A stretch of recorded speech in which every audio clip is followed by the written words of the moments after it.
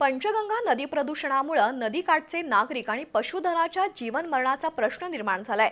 त्यामुळे सहनशीलतेचा बांध फुटल्याने संतप्त नागरिकांनी शुक्रवारी इचलकरंजीतील काळ्या ओढ्यात दगड मातीचा बांध घालून नदीत मिसळणारा दूषित पाण्याचा प्रवाह रोखला होता।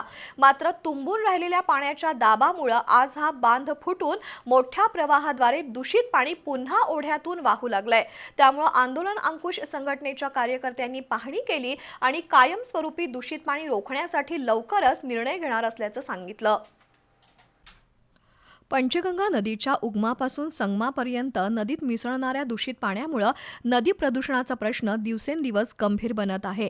या विरोधात अनेक वेळा आंदोलनं झाली, बैठका झाल्या, मात्र ठोस उपाययोजना होत नसल्याने नदीकाठच्या नागरिकांच्या जीवन मरणाचा, जलचरांच्या अस्तित्वाचा आणि पशुधन शेतीचाही प्रश्न निर्माण होतोय। त्यामुळे पंचगंगा नदी प्रदूषणाविरोधातील आंदोलनाची धार वाढत आहे। शिरोळ तालुक्यातील 11 गावात शुक्रवारी बंद पाळून इचलकरंजीत काळ्या ओढ्याजवळ रास्ता रोको आंदोलनानंतर काळ्या ओढ्यात जेसीबी आणि डंपरच्या साहाय्याने मातीचा भराव टाकून बांध घातला होता। हा ओढा नेहमीच प्रवाही असतो। या ओढ्याला बांध घातल्याने अमराई रोडवरील पुलापर्यंत पाणी तुंबून राहिलं होतं। शुक्रवारी घातलेला बांध अधिक मजबूत करण्यासाठी टाकवडे शिरढोणमधील काही नागरिक आज पुन्हा जेसीबी ट्रॅक्टरसह आले होते।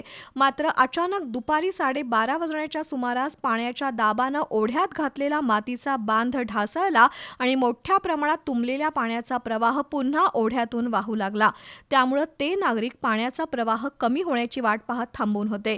त्यांनी बांध फुटल्याबाबतचा संदेश आंदोलनकर्त्यांपर्यंत पोहोचवला।